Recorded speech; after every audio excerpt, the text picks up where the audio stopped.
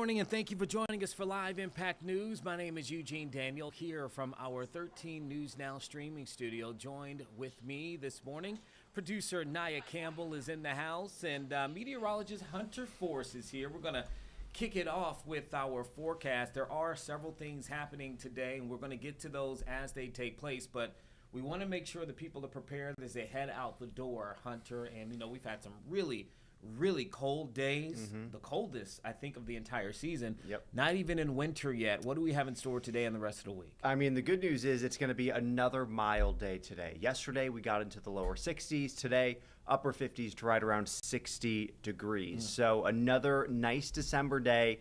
Much different compared to what we've been seeing pretty much the entire month, where it's been below average.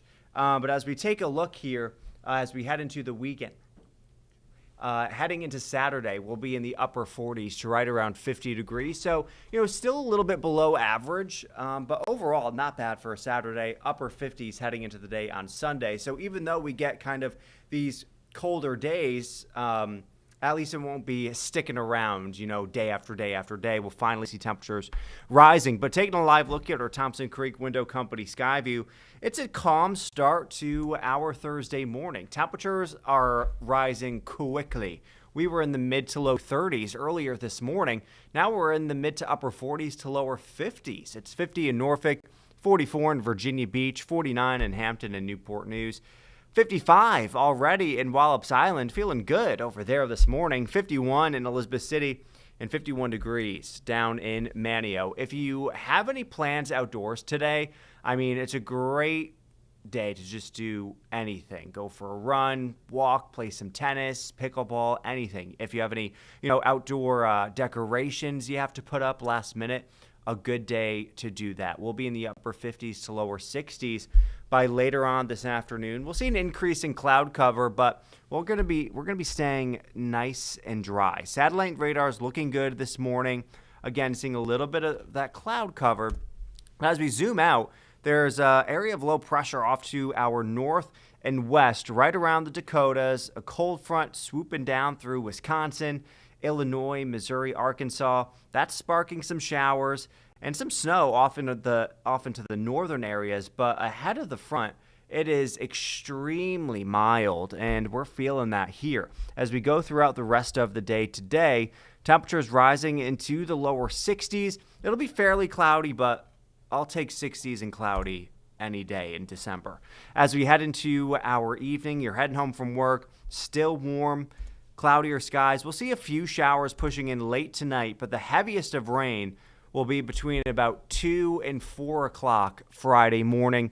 Could definitely see a rumble of thunder, some heavy downpours, but staying mild throughout the entire night.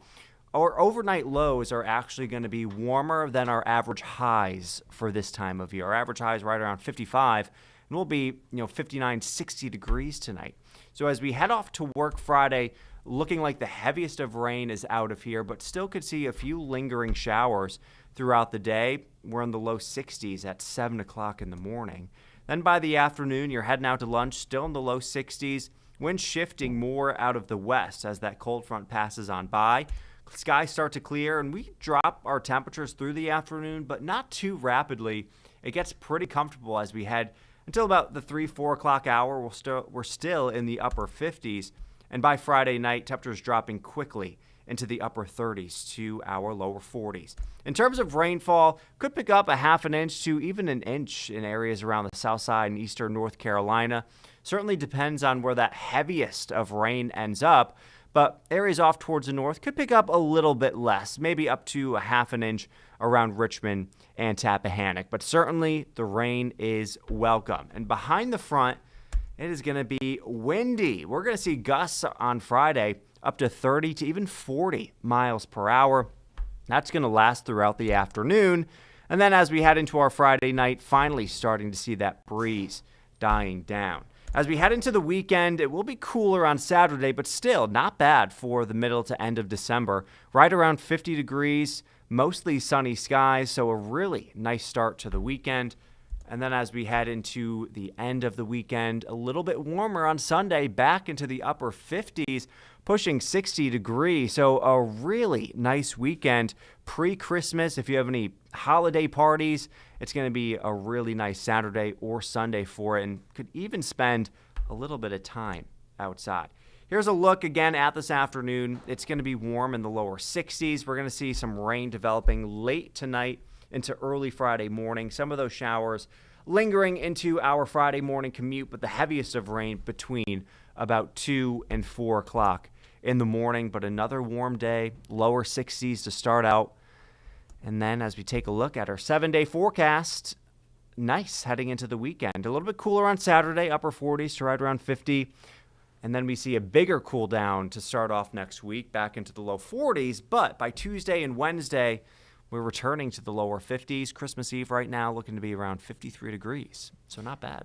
Yeah, we're not going to have that white Christmas for, this holiday season. Certainly not. And I got to ask you this, Hunter, real quick before, you head out. But, it's been, we had that really cold day earlier this week. We haven't even hit winter yet. From your vantage point as a meteorologist, did that give us some kind of insight into what we could be looking for as we actually hit the winter season? Are we looking for a especially cold winter at all, or is it too early to tell? Well, right now we're kind of in that La Nina pattern.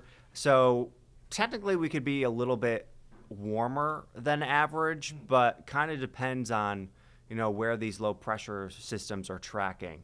I think it's going to be more of an average type winter, but I think we're going to be seeing some big temperature swings as we go throughout the entire winter. So, similar to what we saw in December, where we have freezing cold temperatures, and then a couple days later, we're seeing well above average temperatures. And I think that's going to be kind of the pattern heading into this winter. It's just large temperature swings. I've only been here 5 years. It feels like it's been a weird year from the standpoint of the most kind of snow events we've had in a calendar year since I've been here. I don't know about the history of all of that, but you think about like the major snows or significant snows that we've had, for Hampton Roads, for Virginia. So we hadn't even hit, the real winter yet of this back end of the year. So I was just wondering about that. Yeah, okay. The whole state of Virginia is above average in terms of snowfall already.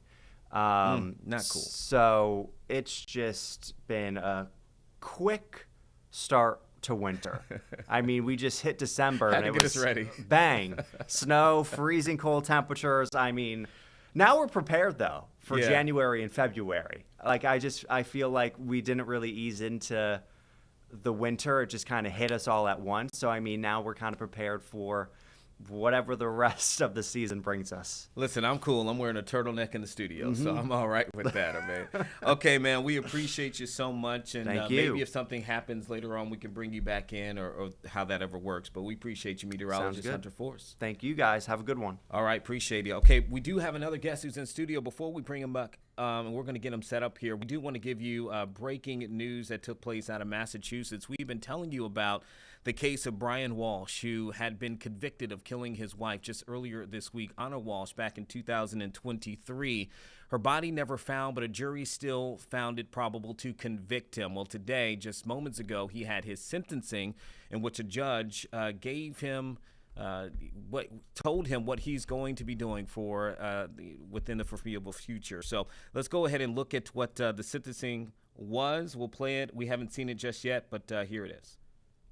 And its devastating impact on her children, as relayed to me in the letter from DCF, her family, as relayed to me in her sister's victim impact statement today,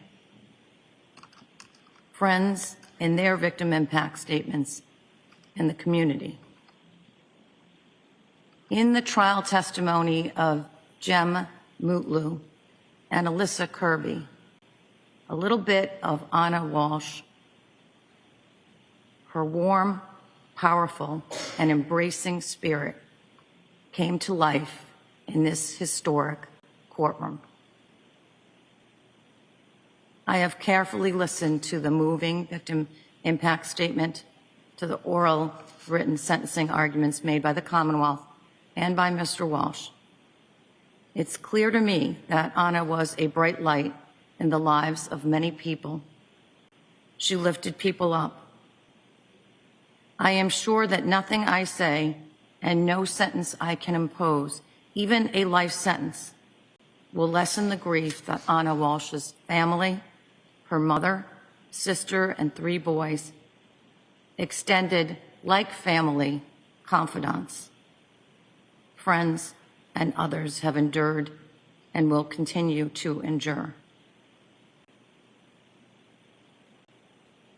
Although I consider the letter of Diana Walsh, I simply cannot reconcile the person Diana Walsh describes in her letter with the person who stands before me for sentence. Mr. Walsh, you can stand. Mr. Walsh, you will live with the guilt and burden of Anna Walsh's death for the rest of your life.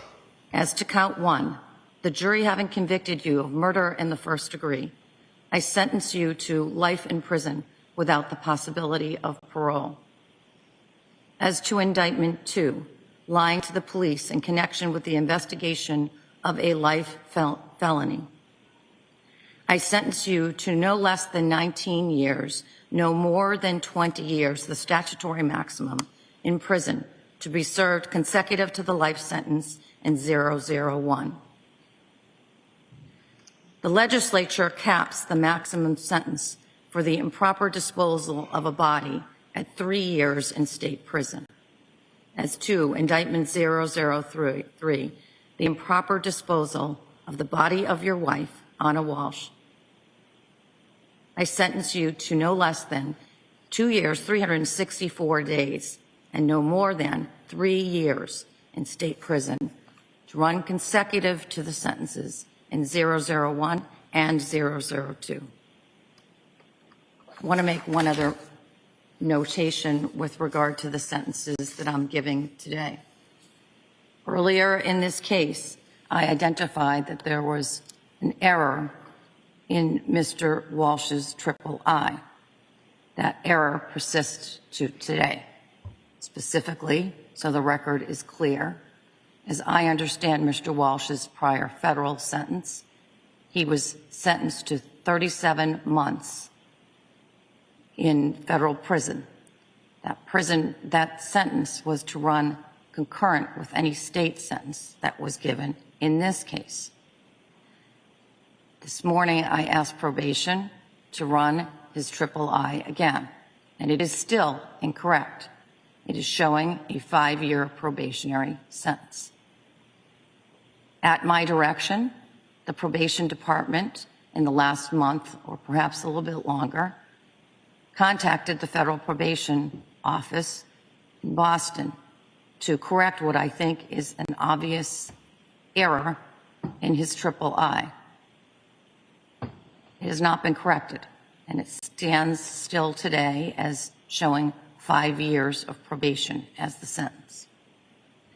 To the extent that confuses anything in my sentencing, I want the record to reflect that, again, it's my understanding he was sentenced to 37 months in federal prison to run concurrent with this sentence that I'm now imposing today. Madam Clerk, you may impose the sentence. Thank you, Your Honor.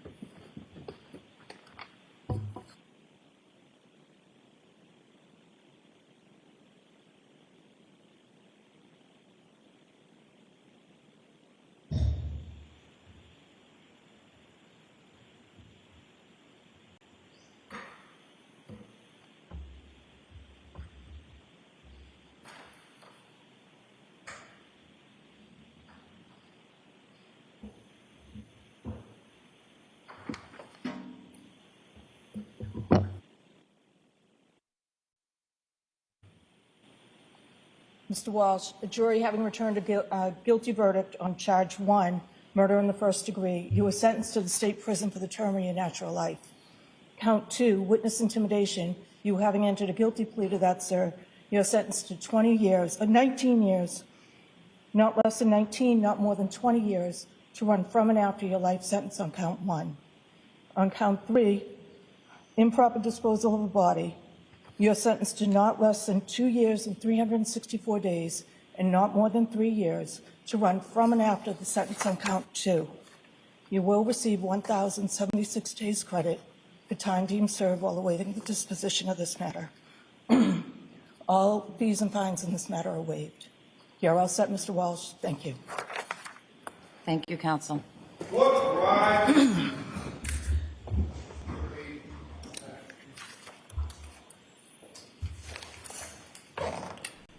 And there you have it.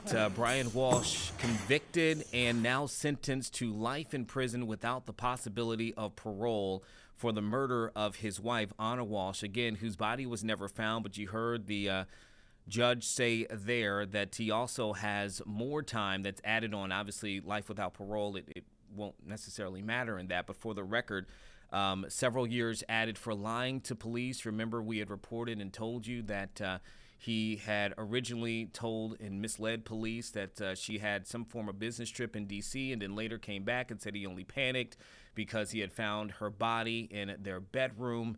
And he admitted to that to police. Obviously, now he has been sentenced for that as well. And then also for dismembering her body, disposing of her body. That, again, that has not been found, but the jury did convict him in that as well. So Brian Walsh, that case has now come to a conclusion.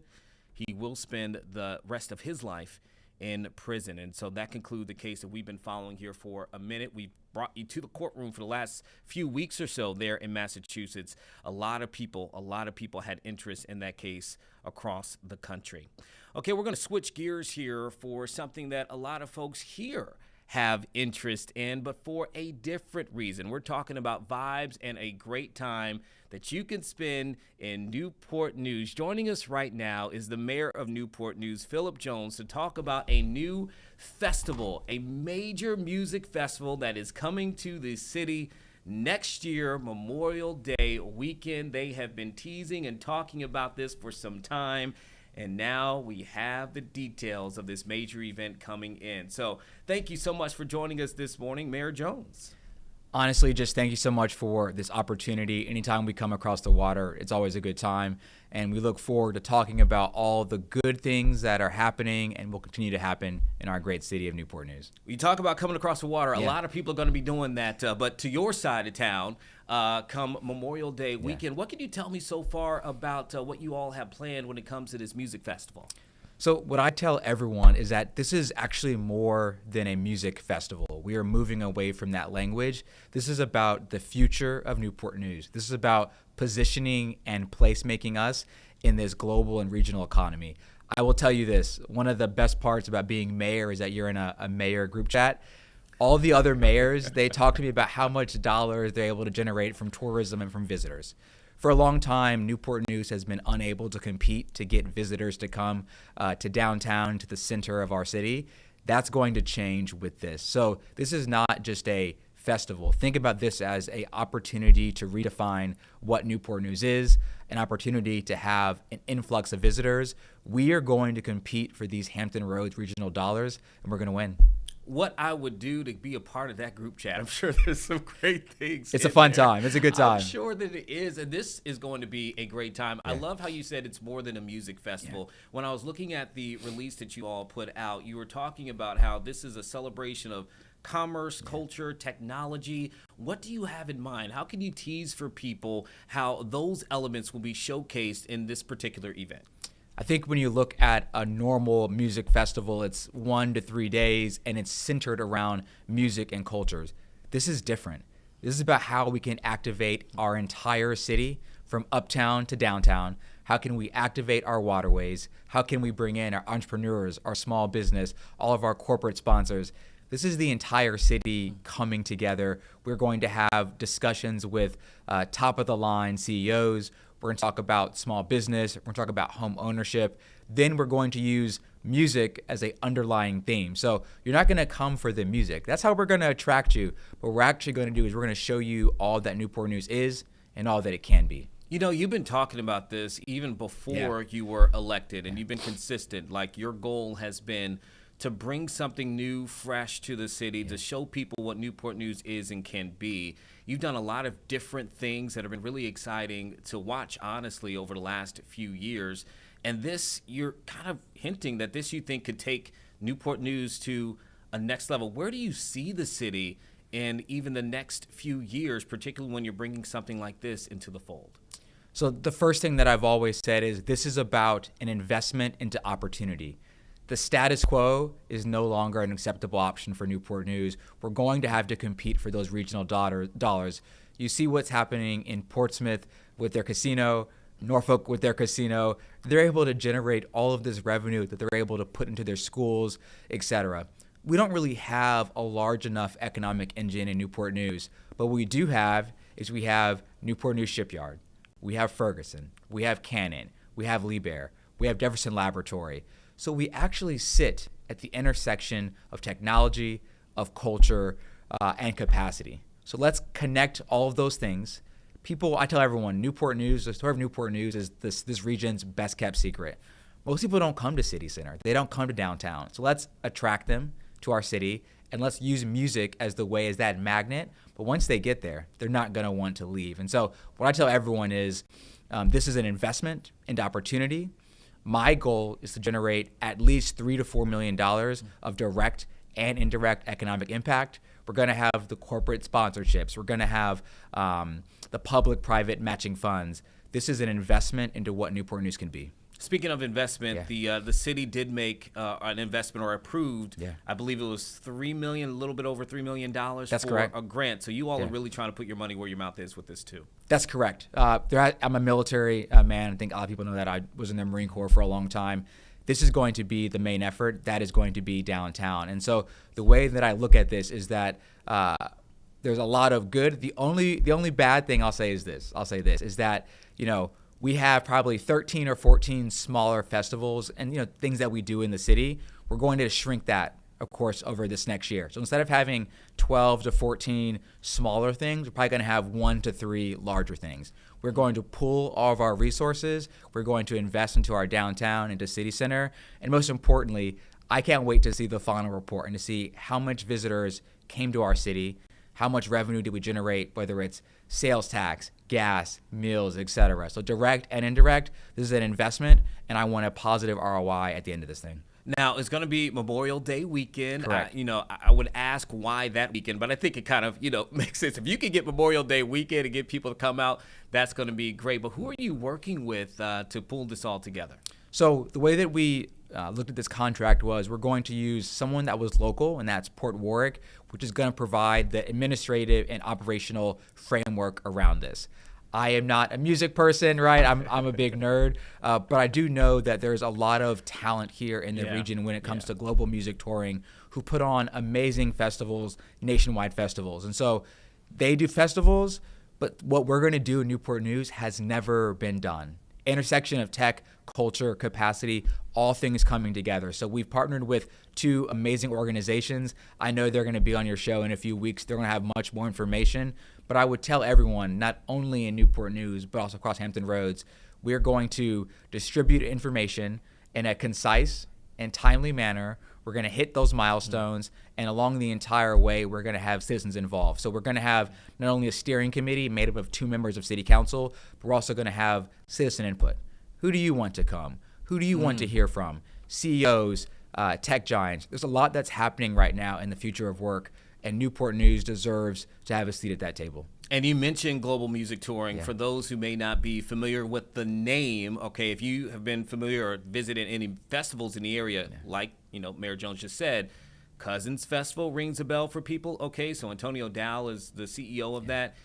That's like their baby there. So you're talking about people who have shown that they can put on great events. They're bringing that talent to Newport News for an event like this. And I know a lot of people are going to get excited about that. So I got to ask you, since you're putting out a poll to folks to ask who they want to come in. I know you said that, music's maybe not your thing, but you got to have somebody that you hope to see. No pressure. There's no pressure. This is, we'll see what we can do, but I'm a big fan of, if we can get J. Cole here, I think that would be probably top of the line for me. I know we have a lot of days and a lot of different people who want to see their music star. So I would say this, I'm excited about the music, but I'm more excited to showcase what our city is doing, not only in our downtown, but across the entire area. We have amazing access to the water. We have a lot of companies. We are involved in the regional and global economy here at Newport News. And so we are excited about the music, but I am most excited to brag on my city, to showcase it to all the visitors, and to really take our spot as one of the best cities in Hampton Roads. Hey, man, if you can get J. Cole, listen, I'm going to be front and center either way. You'll be there, I promise. I'll be there I got either way. you. It doesn't matter. But you heard it here first for that, if that were to take place, for sure. Mayor, I just want to ask, anything else you want to say? I mean, I'm just sitting here thinking about the conversations that we had before, while you were in the process of, going through the election. Are things right now headed in the direction that you always thought it would be? I don't think even thinking that, a festival of this event, was that in your mind back then? I mean, it seems like there's some great ideas that are coming out of the city. Honestly, I would say it's a team effort. I think not only the city administration led by our city manager, Alan Archer, but also on the political side with city council, a team has come together. I'm excited to be a part of this team. And when you have a strong team that pushes each other each and every day, you're able to accomplish amazing things, whether I've seen it in my military career or my business career and now in civic and public service. So this is an investment and opportunity. We are going to aim for the stars. We are going to showcase all that our city has to offer. I would encourage all of our residents to get involved, make your voice heard. Please be involved in our citizen steering committee. Bring your family. This is going to be good news for Newport News. We've done an amazing job over the last 4 years. Let's keep it going. And last question I have for you, just on that note, how can people find more information? Is this one of those, stay tuned more? Is there somewhere they can go? Where can people stay tuned and locked in to know what's coming next when it comes to this event? So I'll say this. I think most local governments shut down during Christmas time. Of course. We're going to probably still As be you at should. We'll probably still be at City Hall every day up until the new year. You're going to have a website. There's going to be more information coming out. There's a lot of hands right now that are in the kitchen. And so as mayor, I'm going to turn it over to two of my council members who are going to lead it from a city council perspective. But whether it's the administration, the operational side, or the political side, we're going to make sure that we publish timely information, including a final audit report. I'm a business guy. I get what ROI means. This is an investment, but I believe we are well positioned to capitalize on all the amazing things that have been happening in our city. So hope to see you out there and continue to support us. Thanks, Eugene. In the spirit of music, I thought you were going to hit Jay-Z. I'm a businessman, not a businessman. All right. There it is. Newport News Mayor Philip Jones, thank you so much. Can't wait to learn more and obviously to take part and see that all come through, man. Thank you so much for coming with us this morning. For sure.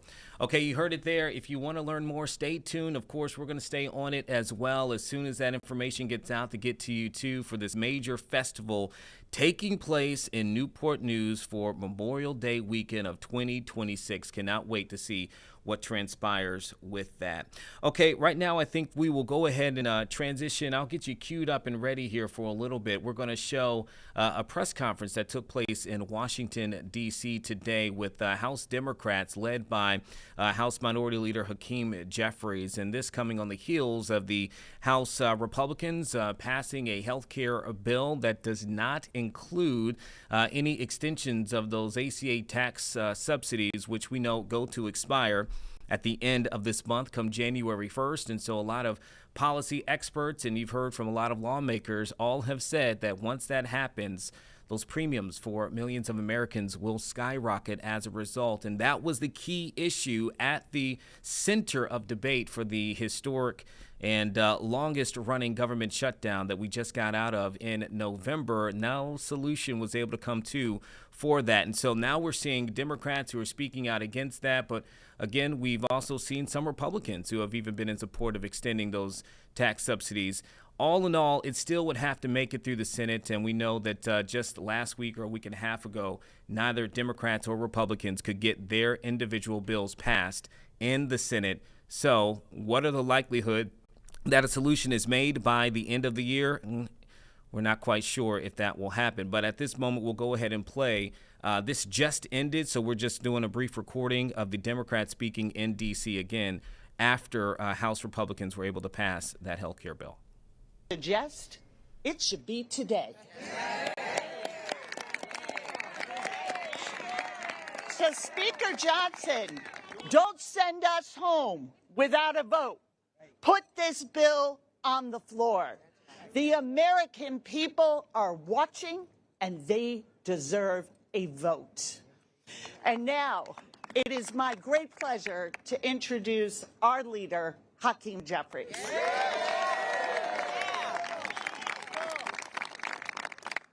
Good morning. Good morning. Thank you, Catherine. Thank you, Pete. Thank you, House Democrats, for always showing up, standing up, and speaking up for the American people. And because of the leadership of House Democrats, of this House Democratic Caucus, we've successfully secured a vote with a successful discharge petition to protect the health care of the American people and extend the Affordable Care Act tax credits.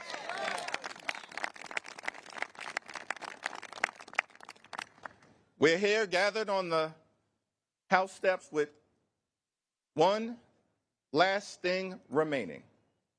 We want to make clear to Mike Johnson that the American people deserve a vote on the Affordable Care Act tax credit legislation and deserve that vote today.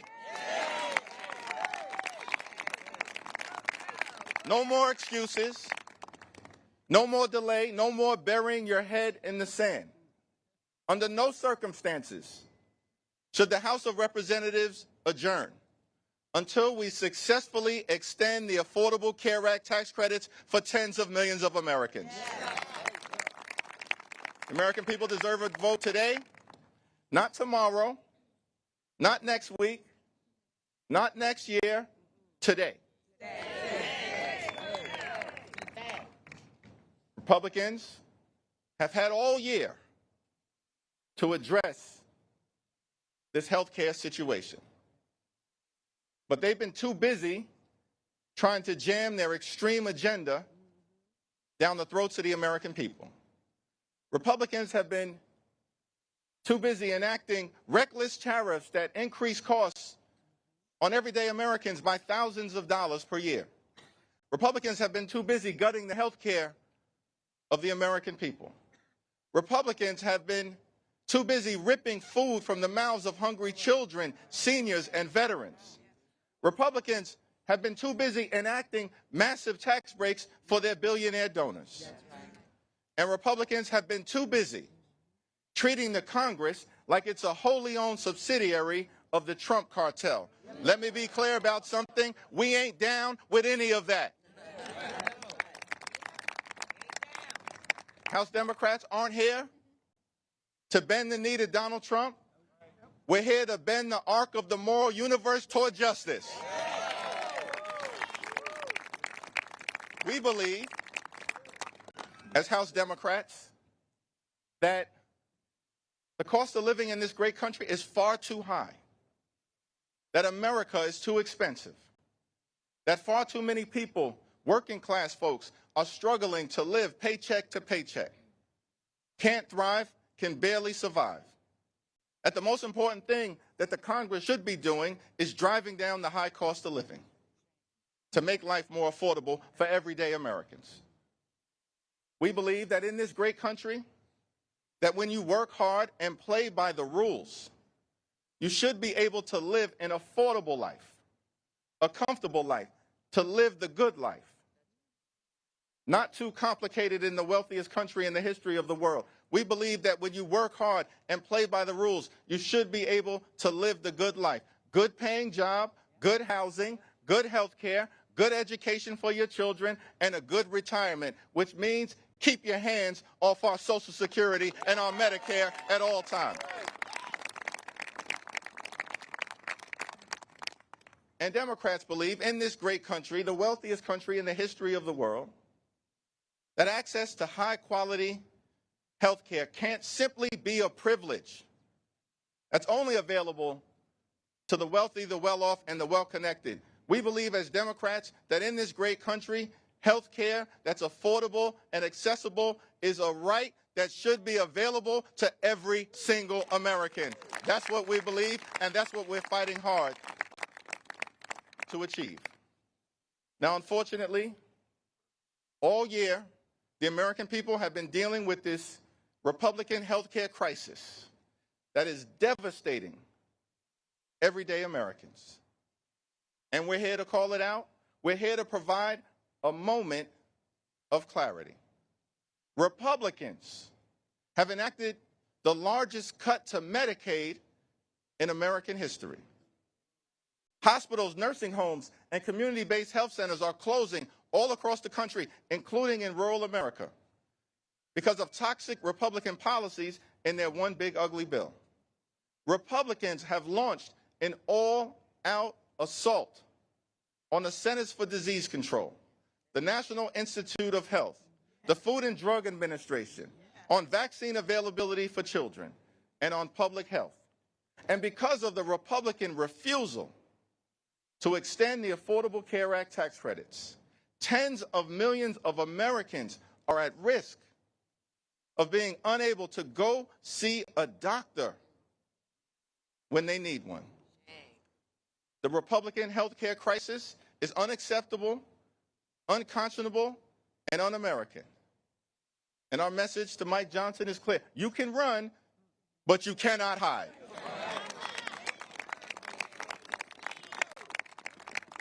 The American people are horrified. Republican leaders are petrified, but House Democrats are unified, standing up on behalf of the American people to protect their health care. And so we're demanding a vote today on extending the Affordable Care Act tax credits. Today, not tomorrow, not next week, not next month, today.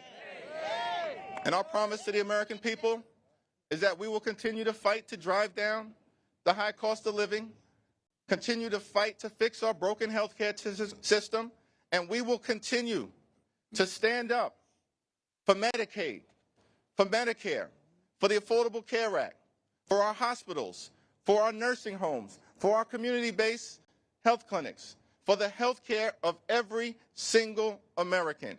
House Democrats are in this fight until we win this fight.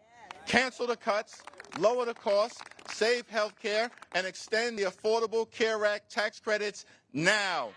God bless you, and God bless the American people.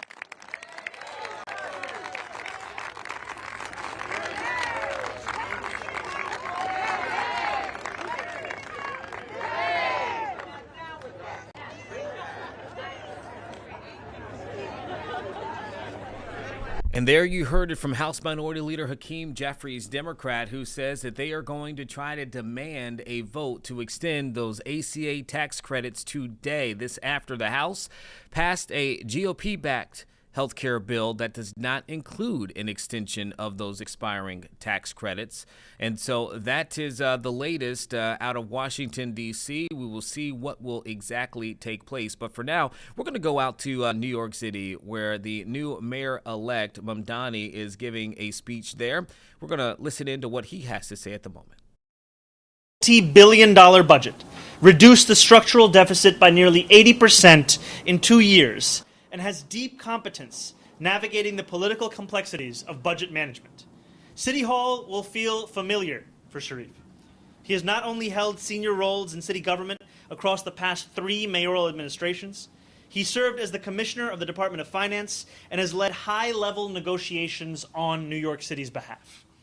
But more meaningful to me than any breadth or depth of past experience is the alignment we share on what matters most. A commitment to transforming our city into one where every New Yorker can afford a life of dignity. Budgets are nothing if not a reflection of political choices and political will. And together, I am eager to make different decisions and to enact an agenda that puts first the many, not just the privileged few. I know that this is work that Sharif is not only uniquely qualified to perform, but deeply eager to lead. And I am grateful to him for returning to serving this city. Please join me in welcoming New York's next director of the Office of Management and Budget, Sharif Suleiman.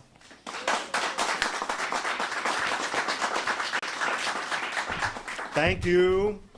Thank you, Mayor-elect, for the opportunity to serve in your administration as the next budget director of the City of New York. And thank you for the ornaments here on this Christmas tree of my childhood here at Pominick Houses, which will no doubt be a meme later today. Thank you for that.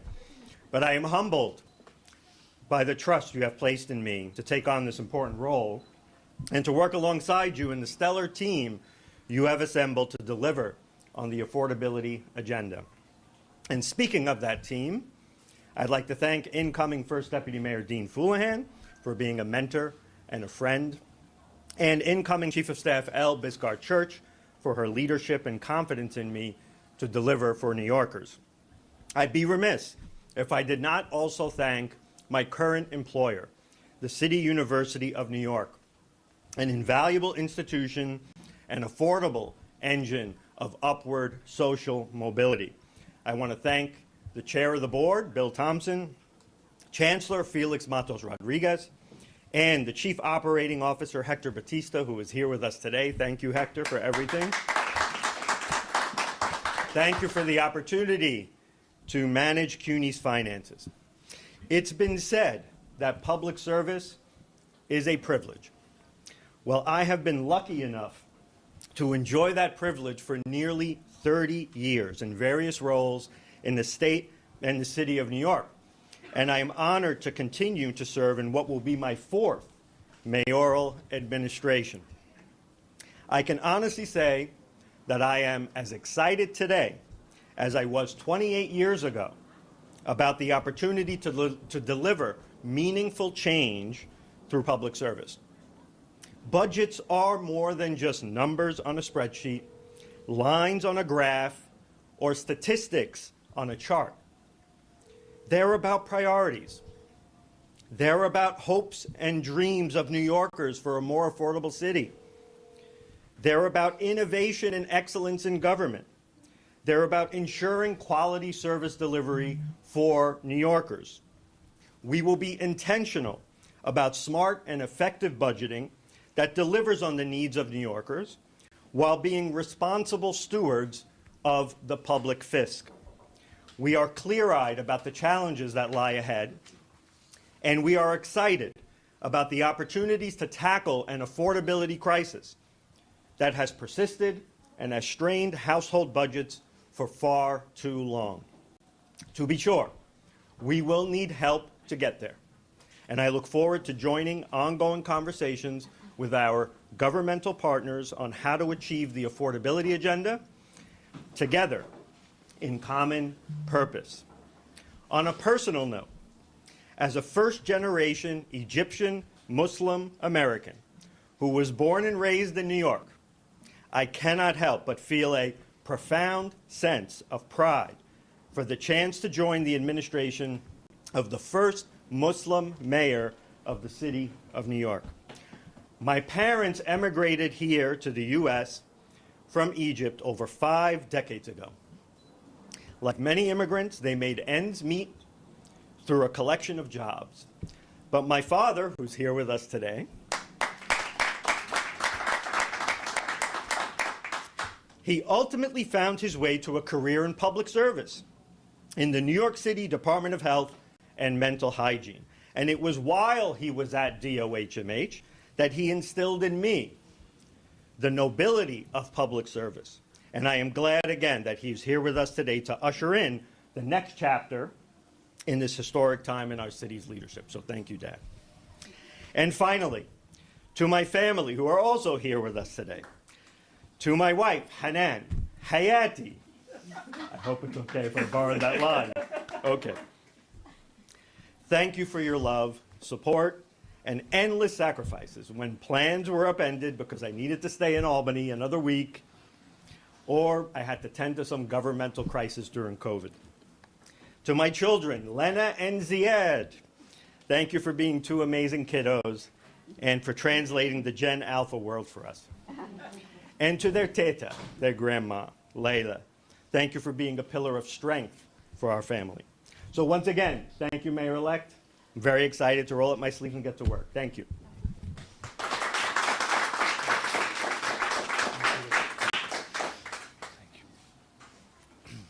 Thank you so much. We'll start with on-topic questions first, for both, please. Yeah, Josie, go ahead. Hi, how are you? Hi, Josie. How's it going? Good, thanks. So the IBO projected yesterday that you will enter office with a $380 million budget deficit, which could end up being a $6.5 billion gap for the upcoming fiscal year. This is really, I know you were asked this question yesterday. I believe this is really for Sharif. How do you plan on balancing this ambitious affordability agenda with balancing the budget? Sure. And then Thank the you for the second question. Sure. Thank you for the question. So we know that there are disagreements between the IBO, between the Comptroller's Office that also came out with a report, and with OMB. We look forward to speaking with each of them, and I'll be sitting down with Director Jiha soon as well, and understanding their projections, what they're seeing on the revenue side, what they're seeing obviously on the expense side.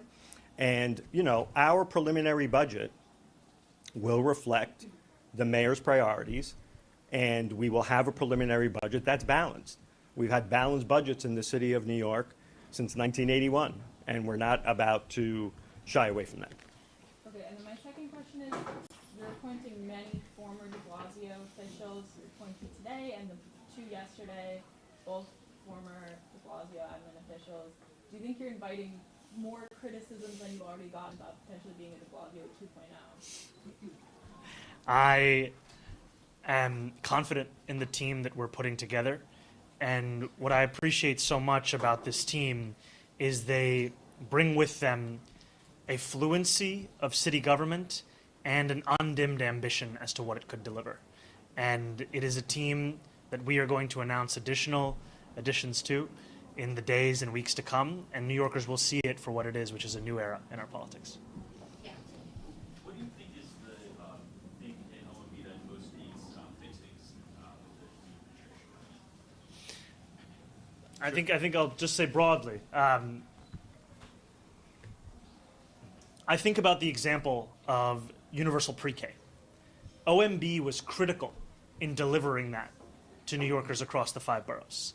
And we are going to ensure that OMB is understood both internally and externally as a critical part of delivering and fulfilling our affordability agenda. That is the vision that we are going to bring within our city government. OMB, M stands for management. So I would say, in my view, and I've been around government for a long time, and I've seen OMB and what it can do. OMB can be a real catalyst for change, for finding efficiencies, for finding, innovation and excellence in government, as we said. And that is really something that we'll lean into with a great team that we have. And at the same time, doing it in an open and transparent way. Yeah, Dan. Thanks. Hi, this message is for Sharif. When you were at CUNY, you're credited with helping deal with a lot of structural deficits and turning around several schools, but you had to do so by, getting rid of adjunct positions and enlarging class sizes. Do you foresee having to do that sort of belt-tightening moving forward? Well, I think the mayor-elect has been very clear that what we need to do is look for excellence in government. There is a savings program that exists right now in the city of New York. There's some savings that have been booked in the November plan. I'm eager to sit with the budget director and to talk about what additional opportunities there are there. But we want to make sure that the budget reflects an effective and efficient city agency landscape. And from my point of view, we will not shy away from exploring looking at programs to make them more effective, or looking at, as the mayor-elect has said, procurement reform and things like that. The other things that I've worked on in my prior life, for example, heading up the capital process task force reform. Something really arcane, but something that is so important to the nuts and bolts of government. And that's the kind of effort and leadership that I will bring to OMB. Yeah, Hannah. Hi. 2 questions. They're both about the Department of Community Safety. We'll just do one after the other. Okay, sure. Thank you. Yesterday, the governor announced that she is putting another $77 million into the NYPD to keep them on the subway platforms. I'm curious, have you discussed at all how that's going to work with your Department of Community Safety? Does that affect any of your current plans at all? We continue to be excited about the Department of Community Safety, and are also encouraged to see the announcement that the governor made on public safety across the city, and how our subways are safer than they have been in many years, and yet we also understand that the work has to continue. And our focus will continue to be that officers are tasked with responding to serious and violent crimes, and that no longer do we ask them to be the primary responders to a homelessness crisis, to a mental health crisis, and that is where the Department of Community Safety will start to play a role in New Yorkers' lives. And the second question. Yeah, and also there's been a lot of reports of dispatchers being burned out, shortages in staffing. Have you fleshed that out at all? What's your plan for funding dispatchers specifically? It's very concerning, and it also is something that is no surprise given the increase in 911 calls that have taken place over many, many years. In a single year, the NYPD responds to 200,000 calls on the mental health crisis alone. So this is something we're going to be taking seriously, and we'll get back to you on. Yeah, Jason. I have a question about my colleague Joe Nuno reported this morning that Dean Fuelahan sat down with city council speaker candidates and tried to get one candidate that would be the strongest to take on Julie Menon. Did you direct Dean Fuelahan to do that? And also, are you worried this early sign before she even speaker to knock her out of the race could sour your relationship with her in City Hall? I'm looking forward to working with the incoming speaker, Julie Menon, and I've appreciated the fact that the two of us share a commitment to an affordability agenda and to delivering on that agenda for working New Yorkers across the 5 boroughs. Did you direct Dean Fuelahan to pick the strongest candidate that would knock her out of the race? I directed my team to have meetings with a wide variety of city council members to ensure that we were talking about our agenda and how we could fulfill it. Yeah. Good morning. Morning. IDO recently reported that the city is going to need about $700 million more to comply with the state class size mandate for the city. What's your plan on being able to meet that, and how concerned are you about it right now? That is a mandate that we will fulfill. It is critically important to delivering a standard of excellence across our public education system, and I am excited, frankly, to be working with my new OMB director to ensure that we meet that mandate. Melissa, hi. Hey. How are you? Doing well, how are you? I almost said thank you. I didn't know who, we were both saying thank you, we were both happy. Yeah. How do you think your January plan might account for risks like potential federal cuts, the risk that New York might not get the full tax increase, from Albany that it's looking for? And at this point, how do you assure New Yorkers with those risks out there that the city can afford Mayor Mamdani's plans? Sure. Thank you for the question, Melissa. I think that, so first, we will, again, have a balanced budget for a preliminary budget. We are clear-eyed about the risks that exist. We have ongoing conversations with the state. The preliminary budget is due out on February 1st. The governor's budget will be out prior to that. And so we will gain insight as to what the state picture looks like. But yes, we have to be prepared and have contingency plans in case there is a downturn. And Mayor-elect Mamdani, can you just clarify for us, do you have any deeper thoughts on how police are used in the subways?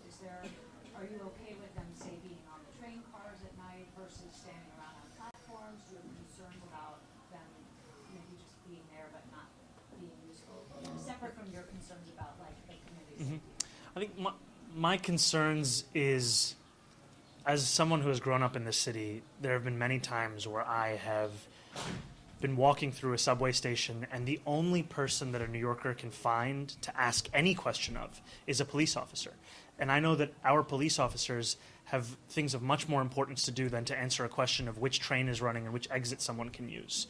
And part of the reason that we look at the response times of, let's say, 5 years ago, and them being lower than 11 minutes versus the most recent response times being closer to 16 minutes is also because we have asked officers to do more and more. And so my focus is to ensure that officers are doing the work of policing, and that we start to ensure that when New Yorkers have questions separate from that, needs separate from that, we can meet them without putting that on officers. Would just being present on a subway platform or present on a train count as policing in your mind? I think as long as the intent of it is to respond to crime, that's critically important. If the intent of it is to respond to the mental health crisis or homelessness, that's where I think we can make a difference. It's off topic, is that okay? That's okay. Mr. Mamdani, you may have heard that Governor-elect Sherrill in New Jersey is now suggesting, maybe even more than half serious, about imposing some sort of congestion pricing tax in reverse on New Yorkers like you who would want to go and see the World Cup. What's your reaction to that? Well, if I went to the World Cup, I'd be using public transit. I hadn't heard of this prior, so I'll think about it more and then let you know. Do you think that that's, perhaps I don't want to put words in your mouth. Do you think it's maybe a hostile gesture? Or I've appreciated the conversations that I've had with Governor-elect Sherrill, and this is one thing that I look forward to speaking with her about, because as much as we are in separate states, as much as we speak of separate cities, we also know that this is an area where so many of our lives are intertwined. All right, yes, right there. Hi, good morning. With Councilmember Lincoln Ressler introducing legislation today to establish the Department of Community Safety, how soon do you plan to elect a commissioner or a director to that post, and what is your directive for 911 call operators to start transferring those mental health calls away from the NYPD? I am heartened by the introduction of this legislation. I think it's an important step towards the fulfillment of creating the Department of Community Safety. I think that questions of a director and changes to policy are those that will come after the establishing of the department itself. Thank you so much. Thank you guys so much. Thank you. We'll do a few photos. Yeah. Oh, one more. Please, Yes, yeah. right here.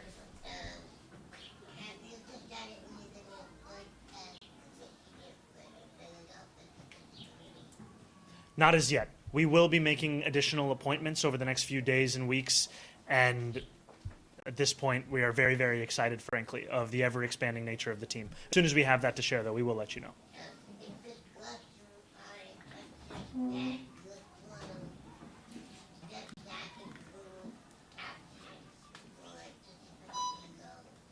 I'm sorry, could you say that one more time? I'm having trouble hearing.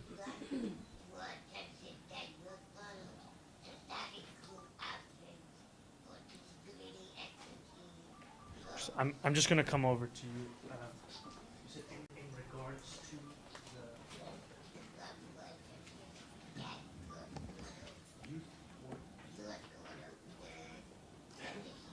the application portal? Okay, sorry, I wasn't catching. In regards to the application portal.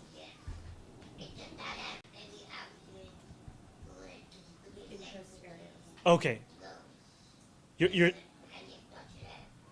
You're saying that in the application portal that we have for the transition, there isn't an area to indicate whether someone is disabled? Okay. That is something that I'll follow up with the team. Thank you for highlighting that. Thank you. All right, we're going to do a few photos, and then. Yeah, sounds good. Please. Can I give you a hug? You can. So lovely. I heard so much about it. Oh my goodness. How are you?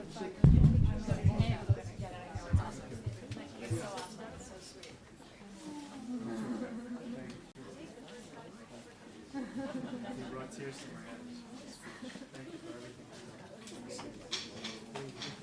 I want to hear you.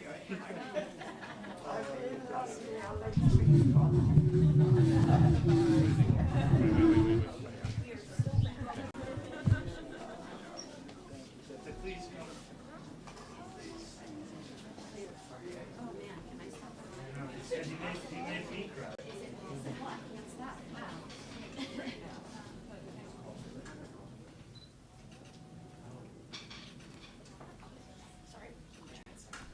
All right, there you have it. The mayor-elect of New York City, Zohran Mamdani, who was speaking there and introducing new members for his team. And we do want to stay in New York City here because We just heard from the attorneys for Luigi Mangione. As you know, that is the man who is accused of shooting and killing a healthcare CEO months ago before going on leading police on a manhunt. We do have the latest comments made outside of the courthouse where his hearing has been taking place here for the last few days. And so who you're going to be hearing from next is one of his attorneys, Karen Freeman Agnifilo. So let's go ahead and hear from her briefly. That she could never see her son being a risk to himself or others. And we put that on the record again today, and that still has not been corrected by either the NYPD or the Manhattan DA's office. That's a prejudicial statement that has been repeated many, many times. And yes, I'm repeating it here, but because you all have published this over and over and over again, because this was an essential piece of information that Detective Kenny said was relied upon by the NYPD in this case. So we want the NYPD or the San Francisco PD or the Manhattan DA to correct this very prejudicial statement that was never said. So thank you very much for coming. Why did this Mrs. Mangione about that? So thank you so much for coming, and we appreciate it all, and we'll see you again soon. Why did this pretrial last so long? Happy holidays. Happy holidays. Thanks, everybody. And we hope, Hi, everyone. We hope Christmas music wasn't ruined for everyone forever. For the rest of time. For the rest or McDonald's. of time. So. You'll be home for Christmas. Yeah. Bye, everybody.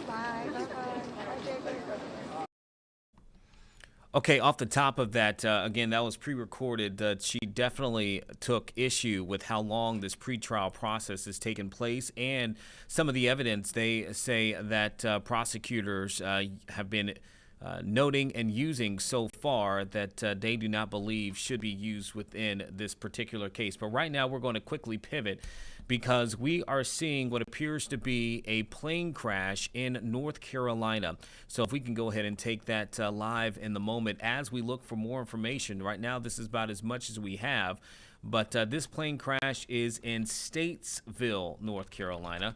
So I'm going to go ahead and look up. Literally, this popped up in the moment, not finding a whole lot of information. But you can see their crews on the scene of this particular crash. I'm looking at it with you as that smoke is coming from that structure at the moment. Fire crews there are looking to extinguish this as well. We don't know exactly who or how many people were on this crash or any extent of injuries at this particular time. But let's see if we can find some reports and then also some information put out by officials in that area. I'm going to go ahead and start looking for any intel that we can get out of Statesville, including, if we can do this, pulling up a map exactly of where Statesville is in North Carolina so that people have an understanding of where that is. As you see the crews there, emergency crews on the scene in the moment. Let me see something.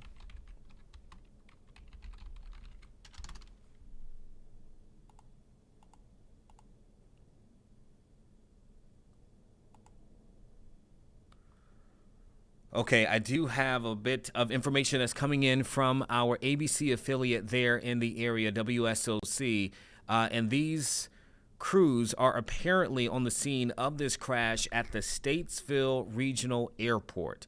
That is where this is currently. There has not been any additional information that has been made available thus far, but that is new as they just panned out so you can see it for yourself. This crash is there at the Statesville Regional Airport. You're seeing, let me see if I can read any of these others. You're seeing more crews, a state trooper, so state police that are there on the scene at the moment. They are just arriving there after those fire crews. You see EMS official there in that black truck. Fire crews there is our camera crew there on the scene. Zooms in and you can see the remnants of that plane that has crashed there. I don't know if that's on the runway or not far off of a runway, but clearly it did not either make it far from the airport or it was coming into the airport. That information we don't quite know just yet, but we're going to keep this on for right now and try to look up some more information in real time. And as I get that, I will be sharing that. Again, if you're just now joining us on air on this stream, This is the scene of a plane crash in Statesville, North Carolina. And let's see here, so I can pull it up for people. Yeah, I am. It is north of Charlotte, for those who are not familiar with its location.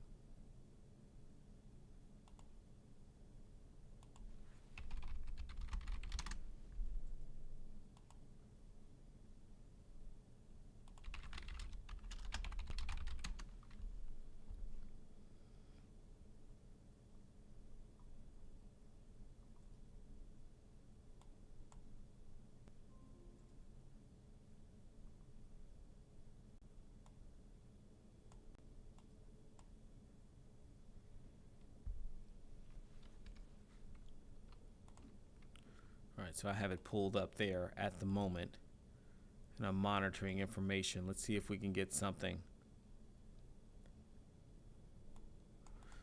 And if you're looking at the area at the moment, you can kind of see there, it appears to be, well, we have the map there, just wanted to show you where Statesville is here at the moment. It looks like the feed just came down too. But it's clearly north of Charlotte in that vicinity there. You could kind of see at the moment that it looked like beyond the smoke that there was a little bit of fog in the area.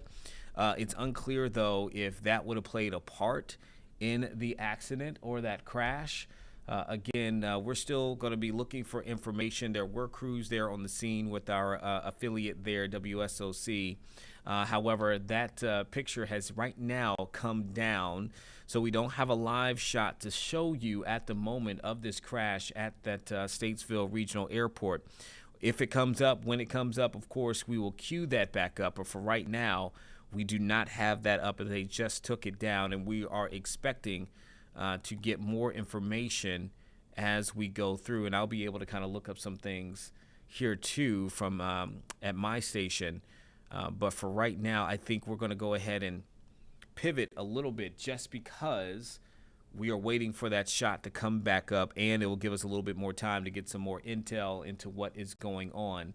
But for now, I'll go ahead and go back to this. We were speaking earlier about the House Republicans passing a GOP-backed health care bill that did not include the ACA tax credit extensions. And you heard earlier from Democrats in the House, including House Minority Leader Hakeem Jeffries, saying that they are going to attempt to force a vote on those tax credits today. And so that is the latest there. But just before we move to what could potentially happen in the case of those tax credits expiring, I do want to just share a bit about this bill that Republicans have called the Lower Health Care Premiums for All Americans Act, claiming that this bill will lower health care premiums for all Americans in the name, of course. The bill would actually expand association health plans. They say lower premiums for some Affordable Care Act enrollees and enact reforms aimed at decreasing drug costs as well. And so that is what they are pushing, and it has now gotten out of the House at this point. Unclear what will happen in the Senate, where it would need support from several Democrats to pass. And of course, Democrats have been consistent saying that they want the ACA tax credits to be a part of any deal. And so let's go ahead and do this. Last week, we spoke with economic expert Bob McNabb from Old Dominion University, and we were talking about the ACA. This is when the Senate was looking at two different bills out of the Democrats and the Republicans to try to push something through on health care. And obviously that did not succeed. Either bill failed. But we were talking with Bob McNabb about what it would mean if these credits were to expire, and then also just getting some context behind the entire process and the conversation. So I thought it was really timely at the time when we spoke with him. So we'll go ahead and play that, just to kind of set the stage. Again, as Republicans have been able to pass a health care bill, but it does not include the tax credits. Well, first of all, you can use data in different ways, right? The speaker can be correct, and the Kaiser Family Foundation that you just referenced could be correct. If I look at the amount of subsidies, and I look at the total programmatic cost of insurance in the United States or Obamacare, those subsidies would be a relatively small percentage. However, if I look at the average premium of people on the marketplace, who are a relatively small percentage of the overall health insurance marketplace in the United States, then those subsidies reduce costs significantly. So both are correct, it's just a different perspective. What I'm seeing in terms of the conversation, especially now that we have a draft bill from the Senate that you reference is going to be voted on tomorrow, and what I suspect will be coming out of the House, is we will not, the Senate proposal and likely the House proposal will not be extending the Obamacare subsidies, but a replacement of those subsidies with high deductible plans and health savings accounts. And the problem is that what evidence we have in terms of what used to be called risk pooling, right? We want everybody in the health insurance pool because you have healthy people, you have sicker people, and that on average lowers premiums for the sick people, and maybe the healthiest people pay a little bit more, but you never know. If you're in your 20s, you get in an accident, all of a sudden you need health insurance, right? So that risk pooling approach is the way to lower that cost of health insurance for everybody. If you move to a model where you allow insurers to peel off the healthiest people, then they can insure those people for relatively low cost, and then you have people who have pre-existing conditions and other health conditions that are a higher cost, and they get stuck in high premium pools.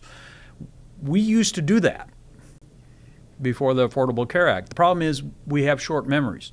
People don't seem to remember the time where if you have pre-existing conditions, and I'm not talking cancer, I'm talking asthma, I'm talking, you had acne as a kid, right? You broke a leg, you had a car accident. That became a pre-existing condition and moved you out of that low risk pool to a medium or higher risk pool and changed your deductibles considerably. We have forgotten what that was like. Also, people have forgotten that pre-ACA, we had caps on insurance, that your policy might have been a great policy, but it only covered $1 million in lifetime medical expenses. You get a heart attack or cancer or something traumatic in your life, and all of a sudden you found middle of your hospital stay, you were uninsured and you couldn't pick up insurance anymore. So the devil is in the details, right? A high deductible plan coupled with a high health savings account sounds like it can save you money, but the question is, first, how much is the government subsidy flowing into those health savings accounts? Right now, the Senate bill is proposing $1,000 or $2,000 a year. That will nowhere make up for the increase in the marketplace premiums or the deductibles. Let's say they freeze premiums on the marketplace, and I give you $1,000, and all of a sudden your deductible is $7,000 or $10,000. The net doesn't work out. So that really is what's bedeviled a lot of the plans from the Republicans in the past, is that the financial realities of these high deductible accounts or health saving accounts just run up against the rising cost of health care in the United States. Now, he was saying that at that point, the plan for Republicans included placing some money aside for health savings accounts for certain people, and that did not make it into this new bill that was pushed in by House Republicans. But that last bill was the one that was pushed in the Senate. It failed. House Republicans did not add that into this, not additional money for HSA accounts. But just listening to McNabb there, just through when we look at numbers, he was mentioning KFF and looking at what we can expect in terms of people's premiums rising and the numbers there. And at the time, we had the House Speaker, Mike Johnson, who was speaking and saying different kind of numbers with the amount of people who would be affected. And so having McNabb being able to kind of give a little bit of context to the use of data and how effects could take place here, I thought was really timely, and then give us a bit of a history lesson as well.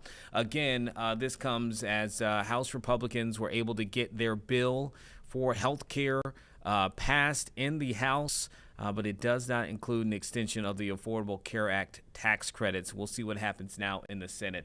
Okay, we want to turn our attention now to a announcement that is about to be made by Health Secretary Robert F. Kennedy Jr. We'll go ahead and send it there as he is preparing to come to the podium here in a few moments. I do believe this press conference we've been waiting for quite a while. It does not exactly give us insight into what they're going to be talking about just yet, but we are expecting for him to make some form of announcement on limiting what he's calling harmful medical intervention for children. Okay, he is at the podium now. Here is Health Secretary Robert F. Kennedy Jr.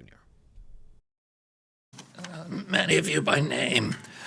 As a long list, Chairman of the Federal Trade Commission, Andrew Ferguson, Senator Bill Cassidy, Senator Marsha Blackburn, Senator Roger Marshall, Senator James Lankford, Congressman Doug LaMalfa, Congressman John Joyce, Congresswoman Diana Harshberger, Congressman Bob Onder, Congressman Robert Aderholt, Congressman Dan Crenshaw, Congressman Tim Walberg, Indiana Attorney General Todd Rokita, Texas Attorney General Ken Paxton, Deputy Secretary Jim O'Neill, Administrator Mehmet Oz, Director Jay Bhattacharya, Commissioner Marty McCary, and Admiral Brian Christine. And a special thanks to Chloe Cole for being with us today. To bravely share her odyssey. Doctors assume a solemn obligation to protect children. Yet doctors across the country now provide needless and irreversible sex-rejecting procedures that violate their sacred Hippocratic oath by endangering the very lives that they are sworn to safeguard. The American Medical Association, the American Academy of Pediatrics, peddled the lie that chemical and surgical sex-rejecting procedures could be good for children who suffer from gender dysphoria. They betrayed the estimated 300,000 American youth ages 13 to 17, conditioned to believe that sex can be changed. They betrayed their Hippocratic oath to do no harm.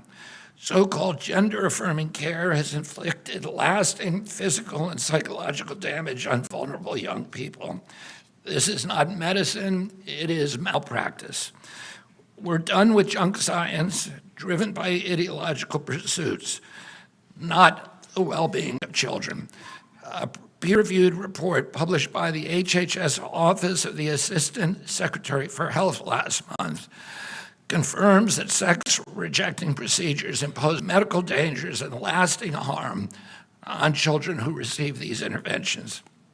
So today we are taking 6 decisive actions, guided by gold standard science and the week 1 executive order from President Trump to protect children from chemical and surgical mutilation.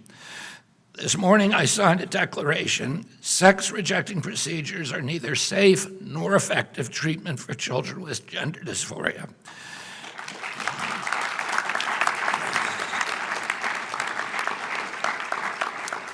These procedures fail to meet professionally recognized standards of care. Medical professionals or entities providing sex-rejecting procedures to children are out of compliance with these standards of health care. This declaration is a clear directive to providers to follow the science and the overwhelming body of evidence that these procedures hurt, not help, children. Additionally, CMS is proposing 2 new rules. The first rule will bar hospitals that participate in Medicare and Medicaid, which is almost every hospital, from performing these dangerous and harmful procedures. The second rule prohibits the federal Medicaid dollars from funding the sex-rejecting procedures on minors. The FDA is issuing warning letters to 12 manufacturers of breast binders, which are medical devices used for purposes such as assistance in recovery from cancer-related mastectomies. The FDA is telling these companies that the illegal marketing of breast binders to children for the purpose of treating gender dysphoria commits significant regulatory violations and requires swift congressional or corrective action. If the manufacturers don't comply, they could face enforcement actions including product seizures. Furthermore, HHS is also moving to reverse the Biden administration's attempt to include gender dysphoria within the definition of disability. My uncle, Ted Kennedy, was the primary author of the Americans with Disabilities Act and of the 1978 amendments that strengthened the Rehabilitation Act. The Biden-era amendments that designated gender dysphoria as a disability served the commercial interest of a predatory, multi-billion-dollar industry that betrayed the original intention of those laws and gendered widespread public resentments against those laws among the American people and discredited the statutes in the public mind. These are statutes that were designed to protect the most vulnerable Americans, and the misuse of these statutes for these purposes injures the statutes themselves and injures other people who are entitled to that protection and who Americans want to see protected.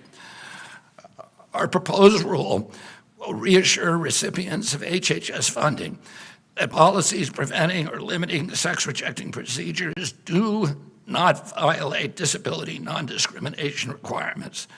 Finally, our Assistant Secretary of Health, Admiral Brian Christine, today signed a public health message to inform healthcare providers, families, and policymakers that current evidence does not support claims that puberty blockers, cross-sex hormones, and surgeries are safe and effective treatments for pediatric gender dysphoria. These announcements are grounded in evidence and shaped by compassion. President Trump has made child protection a national priority. The Make Our Children Healthy Again strategy demonstrates that commitment. Sex-rejecting procedures rob children of their futures. The Maha Commission strategy report calls for an end to over-medicalization of our children. Unnecessary medical interventions drive big money interests that push sex-rejecting treatments. Today's revenue for sex-rejecting drugs and surgeries in 2023 were estimated in one study to exceed $4.4 billion and on track to exceed $7.8 billion by 2030. One doctor was recorded callously describing sex-rejecting procedures as a big moneymaker. Hospitals rake in millions of dollars by convincing boys and girls that a lifetime of off-label prescriptions for estrogen and testosterone blockers, chest reconstruction surgeries, and more are the only way to achieve true happiness and belonging in life. It's wrong. The Trump administration will not stand by while ideology, misinformation, and propaganda push vulnerable young people into decisions they cannot fully understand and that they can never reverse. On my watch, HHS will stand for radical transparency and informed consent. We follow the evidence, we employ gold standard science, we honor the moral obligation to do no harm. There is divine worth in every person, and it shines most brightly in our children. That worth commands us to protect them. And as long as I serve as HHS Secretary, this agency will do so. Thank you all very, very much.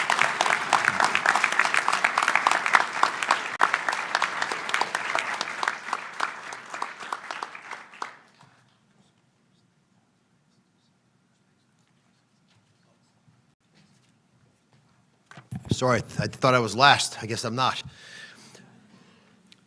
Secretary Kennedy, thank you very much. His bold words tonight reflect a deep passion that he's expressed since very early in this administration, and it represents why HHS needs to be in the forefront of issues like this. The white paper that was crafted, it's several hundred pages long, but is actually a superb document, created a foundation for CMS, my agency, Medicare and Medicaid, to take bold action as well to address some of the challenges. But I want to take a second and outline where we are right now. There's an op-ed that Steph Carlton, my chief of staff, was over here somewhere, and I penned that just issued while we've been sitting here. and it highlights some of these issues. But of course, it all came out of the executive order of the president, protecting children from chemical and surgical mutilation. Simple title, descriptive and accurate in its desire to do just that. And today we will deliver that to the president and to the secretary. Many of you, as you walked through the front portal of this building, the Hubert Humphrey building, saw Senator Humphrey's quote on the side wall. And he speaks about the moral obligation of government to take care of those at the dawn of life, our children. 53% of children in America are in Medicaid or CHIP programs. So we provide insurance to most children, and commercial insurance follow us. But we are in a weird place in America where we have mixed politics and medicine. And do you know what you get when you mix politics and medicine? Politics. There is no medicine left. We witnessed that with bizarre statements, predatory actions, and many other activities that I think have forced children to the tip of the spear where they have brunt the burden of this toxic combination. We've been told that permanently altering bodies of children, and the children are told this as well, will bring them lasting peace. But few have achieved the inner peace promised by these charlatans, and the talking heads, the media personalities, the social media posts, all these have created a dishonest narrative. And of course, many of these children are left with the most tragic parts of all the treatments that they've succumbed themselves to. Many physicians as well have been pressured into compliance. The white paper outlines this, with the dangerous progressive ideology that treats children like lab mice. And because often in medical school you're taught to go along to get along, they have not been willing to rear their heads and bravely say what they know to be right, which is that these procedures are wrong. Individuals who question their sexuality are treated by medical professionals on the fast track, that's what it's called, approach to care, resulting in drastic interventions that merely increase the distress they're already suffering from. Under politicized medicine, people suffer long-term consequences. Let me go through the three major categories. Puberty blockers, reduce bone density, alter brain development, which is a real problem when you're 11, 12, 13 years of age, and disrupt sexual function for the rest of your life, oftentimes. Cross-sex hormones cause irreversible changes, including infertility, loss of sexual function, even cardiovascular issues, as well as long-term endocrine problems. And of course, the surgical interventions where you remove healthy organs, despicable and reprehensible as it is, permanently alter appearances and destroy children's lives. So let's talk a moment right now about the big question. This dangerous fast-track approach in invasive treatment, what it really does is slap a Band-Aid on a much deeper pathology, a much deeper problem, the underlying issue of gender dysphoria. It denies patients the opportunity to be seen for who they really are. The doctor can't look them in the eyes and treat them like a child that's confused and lost and needs help. They become an opportunity. They become eventually a victim. Reasonable evidence-based objections that a child's confusion might resolve over time have been ignored, even though it makes common sense, and it turns out from numerous studies now in Europe to be true. Again, we outlined these in the op-ed. And this is not how clinicians respond to the care of other pediatric issues, but it's how we respond to pediatric adolescent mental distress. And the medically honest approach is to at least start slowly, the least invasive possible, psychotherapy, counseling, including family counseling, evaluation of other conditions like ADHD and autism, and of course, treatment of the anxiety and depression that so often is included with this diagnosis. There's lots of reasons we're having this problem. Social media is obviously a concern. There's been an explosion of discussions within children's groups about these topics. The surge has also been accompanied by healthcare professionals advocating that there's not going to be any opportunity to push a child to think twice about the decision they might have wandered into mistakenly in a whimsical moment. And 57% increase in suicide rates over the last great data we have, which is from the teens, is also a concern, with teenage children bearing the brunt of this. American taxpayers should not have to foot the bill for ideologically driven experiments on our nation's youth, and hospitals that we deem must meet the minimum quality standards of care and safety should not be conducting these experiments when we know so little about what is happening with our youth. Now the important part. For these reasons, and I can go on and on, this document, the white paper that the Secretary commissioned is over 300 pages long, we're taking major steps at CMS to stop a funding process that has led to irreversible medical interventions with two major actions. The first, we're announcing a notice of proposed rulemaking that ends ends taxpayer funding of sex-rejecting procedures for children in Medicaid and CHIP, full stop.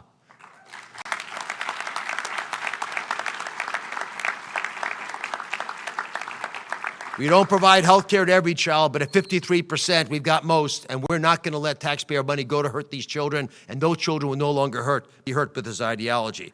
We know that inflicting these procedures on young people costs them and the Medicaid system countless dollars, not just in medical bills, but also all kinds of downstream issues, while providers reap the rewards. Too many providers inappropriately profit from carrying out these destructive procedures, and I'm just going to go through this grotesque laundry list of prices just so you're on the same page with what Secretary Kennedy started teasing at. According to a 2022 JAMA data, so it's very recent, the typical vaginoplasty, a procedure a child does not need, costs $60,000. Shockingly, a phalloplasty, the creation of a penis, costs on average in America, according to this data, high quality, $150,000 per child. I do believe, with doing some work, that these prices have continued to increase with increasing manufactured demand. And I must point out that the creation of a vagina, in that case of a phalloplasty, or a scrotoplasty where you add testicles, that's extra. This is a pathology that has afflicted the medical profession. It is shameful that clinicians have profiteered off this. I do not understand how it could possibly have been tolerated by the leadership of these institutions, but it will no longer be funded. And I can tell you, if they're so diehard desirous of helping children and they don't get paid, the question is, will they do these procedures? And I think we know the answer. The second big thing, that's $250 million over the next decade of savings to the taxpayer, but that's irrelevant to this issue compared to the harm to the next generation, to our future, because kids are always our future. Second, to reinforce the need to protect our children, we are announcing that certified Medicare and Medicaid hospitals, pretty much everyone in the hospital in the country, will no longer be permitted to perform certain sex-rejecting procedures on children. Any hospital that does offer sex-rejecting procedures to vulnerable populations of pediatric-age kids will no longer be able to participate in the Medicare and Medicaid program.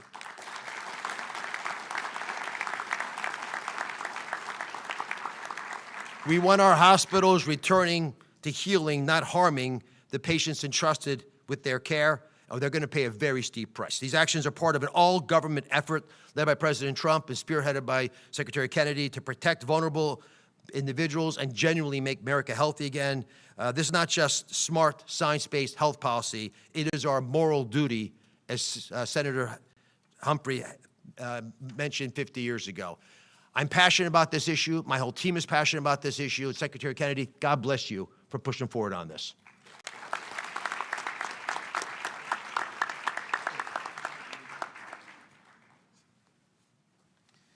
Thank you, Dr. Oz. One of the most barbaric features of a society is the genital mutilation of its children.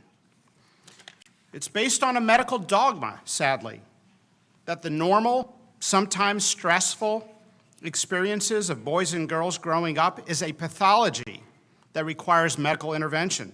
Parents are told if they don't agree to these disfiguring and permanently sterilizing procedures, they're putting their child at increased risk of suicide, a baseless claim that has never been supported with good data. Let's be honest, and I'm going to say what you're not supposed to say. Pushing transgender ideology in children is predatory, it's wrong, and it needs to stop.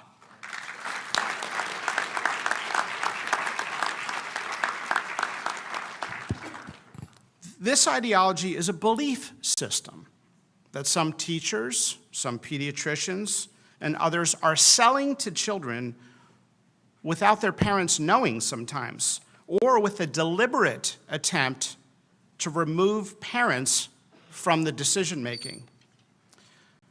Puberty can be stressful, and for all of history, being a kid and interacting with kids from the opposite gender can be awkward, even confusing at times. But to see now a society putting kids on a path of chest binders, drugs, castration, mastectomies, and other procedures is a path that now many kids regret. And Chloe, I've got to say, your testimony in front of the Hill was one of the best descriptions I've heard on this issue ever. Maybe one of the best descriptions I've heard of any topic ever presented in front of Congress, and it's an honor to be here with you.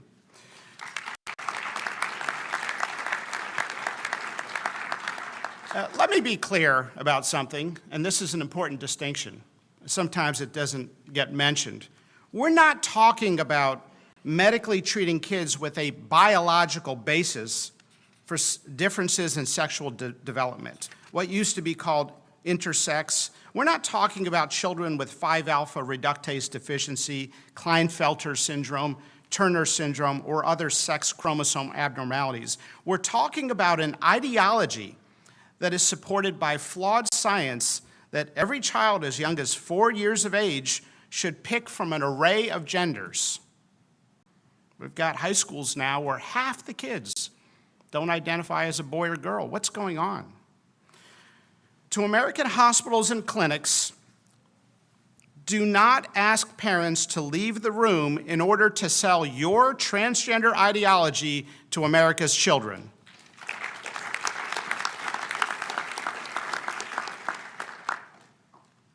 How is it that a child cannot get an ibuprofen without their parents' consent at school? Yet states like California are arguing that children should be able to make irreversible choices without their parents' knowledge. The UK actually did a comprehensive review in the Cass Commission of the medical literature and found there's no role for puberty blockers in many of these interventions. We as doctors have a duty to speak up, and that's why we're here, against this cruel practice. It's been hard to speak honestly on this topic. Many in academia who have challenged the dogma have been railroaded, dismissed, fired, or labeled in a form of modern-day McCarthyism. Just ask the former Brown University professor Lisa Lippman, whose research suggested that transgenderism was a socially contagious condition. Brown University persecuted her and did not renew her contract. And this is the story of many academics that are trying to speak common sense to this insanity. Let's stop with the labeling and let's have an honest conversation about what's best for America's children.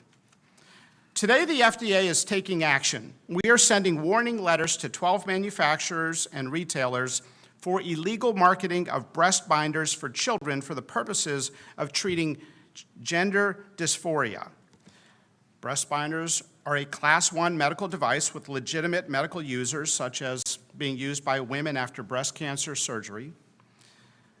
And these binders are not benign. Long-term usage has been associated with pain, compromised lung function from atelectasis collapse, and even difficulty breastfeeding later in life.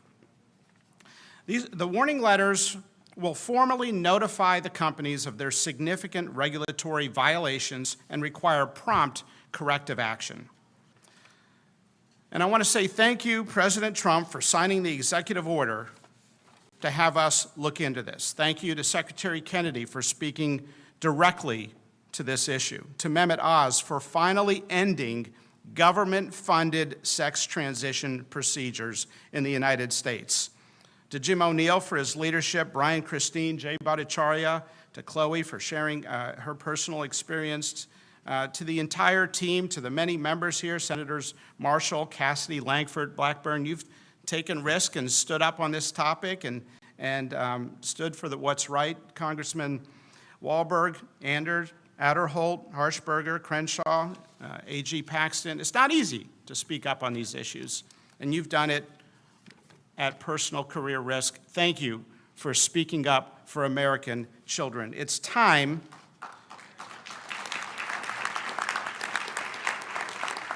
I can't tell you the number of people that said, don't talk about this issue publicly. You can talk about everything else in medicine, but do not ever talk about this on TV or in any public forum. You've probably gotten the same advice. But we're going to keep fighting for American children.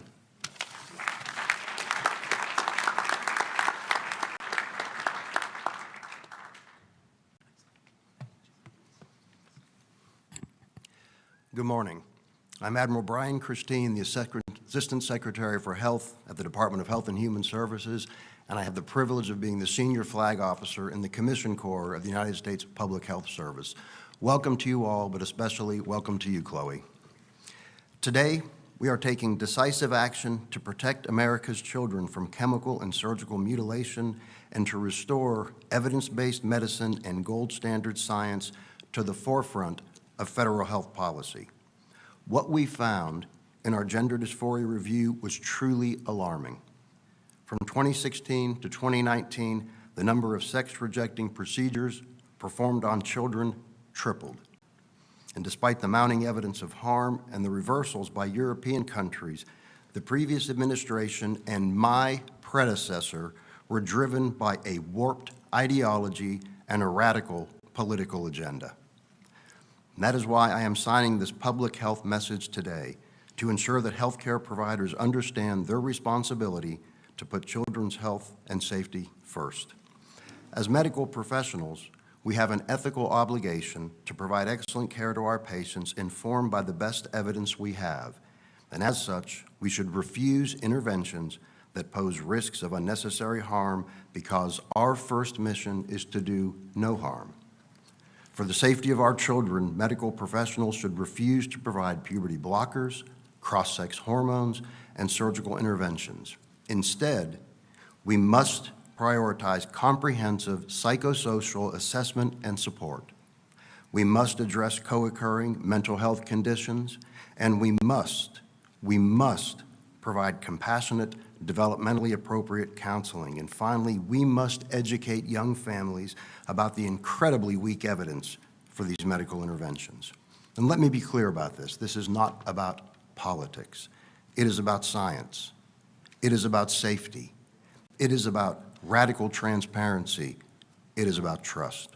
Our mission is to ensure that every American child receives medical care that is evidence-based, that is ethical, and worthy of the public's confidence.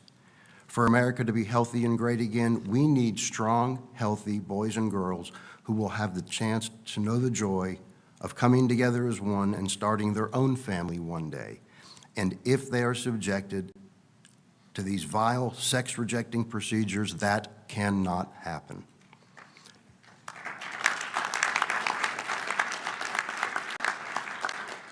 Protecting our children's health and their future is good medicine. Protecting our children's health and their future is our moral obligation. Today, I am offering the opportunity for every medical professional to absolutely reject harmful, irreversible procedures on minors and instead to prioritize medicine that puts the health of America's children first. All of us on this stage will continue to be guided by gold standard science, a dedication to radical transparency, and a commitment to truth. President Trump and Secretary Kennedy will stand for no less. Thank you all for being with us today. God bless President Donald Trump. God bless Secretary Robert F. Kennedy, Jr. God bless all of our vulnerable children who suffer from gender dysphoria and their families. God bless Chloe Cole, and God bless our republic. Thank you.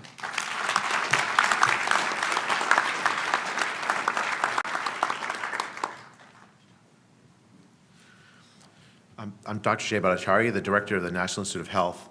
I was thinking about how we got to this moment today, and I was thinking about the power of science. And normally, we at the NIH, and I should say, as in myself in my own capacity in my career, I've always admired the power of science to do good for the world, to help us understand how the world works, to develop cures and treatments. But today is not a day to just talk about that, because we've also seen in this sorry episode that will go down as a dark episode in medical history of how the power of enthrallment to a false science can damage and harm lives. The hijacking of scientific institutions, the hijacking of scientific journals for the purpose of essentially enforcing groupthink is tremendously powerful. We saw this during the pandemic, and we've seen this in this episode today, that the idea about whether you need to have extraordinary interventions to halt the puberty of a child in order to prevent them from committing suicide.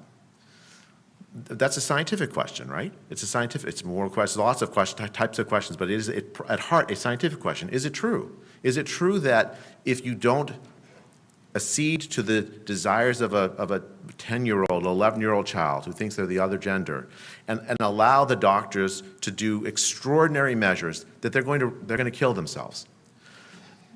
The idea behind all these procedures was a false idea propagated first by science, by scientists, essentially asserting that the evidence that the answer to that question, yes, if you don't let your child transition, they're more likely to commit suicide, that the answer to that question is yes, when in fact there was never any solid scientific evidence for that question.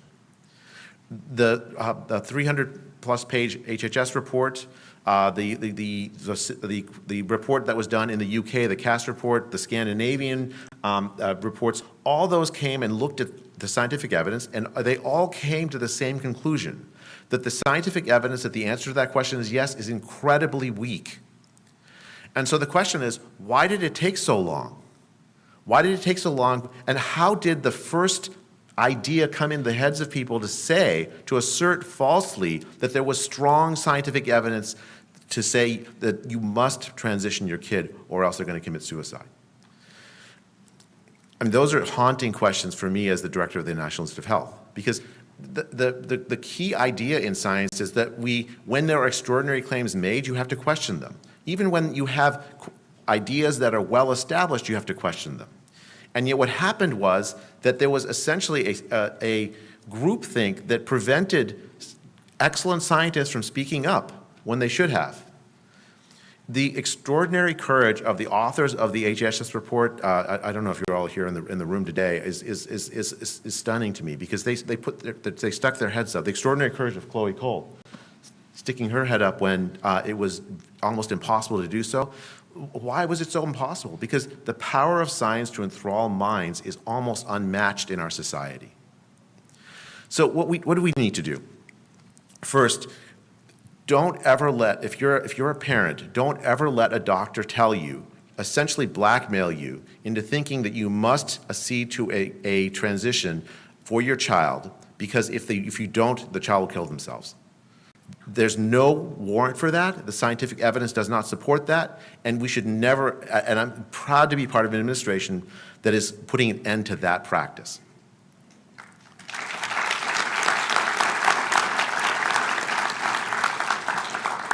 Second, this is the policy announcement. As director of the NIH, we have ended our support for research in support of of gender transitions. But now there have been activist courts that have prevented us from getting rid of all of our portfolio of it. But by the end of this year, that's all going to be gone from our portfolio. It was junk science to begin with, and we will not continue to support it.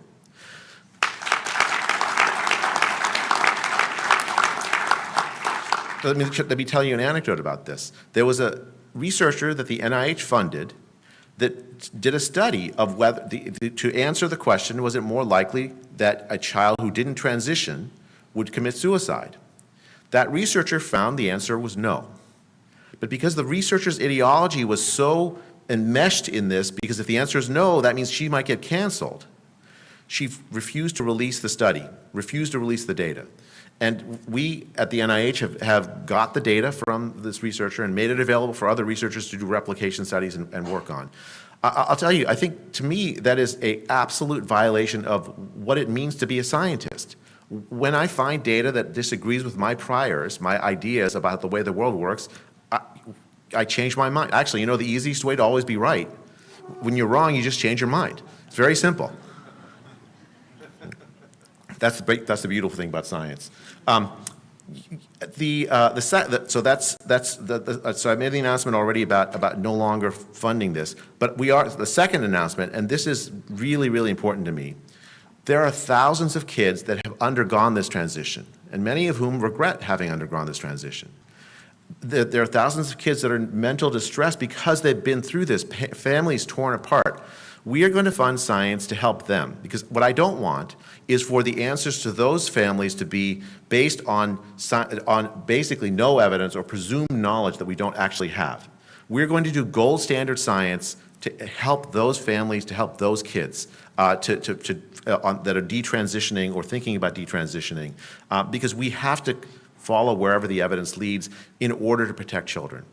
So Secretary Kennedy, President Trump, if you're listening, and all the distinguished congressmen and senators and others in the room, thank you for your leadership on this issue. Thanks for on the behalf of all the parents and kids of this country. I think.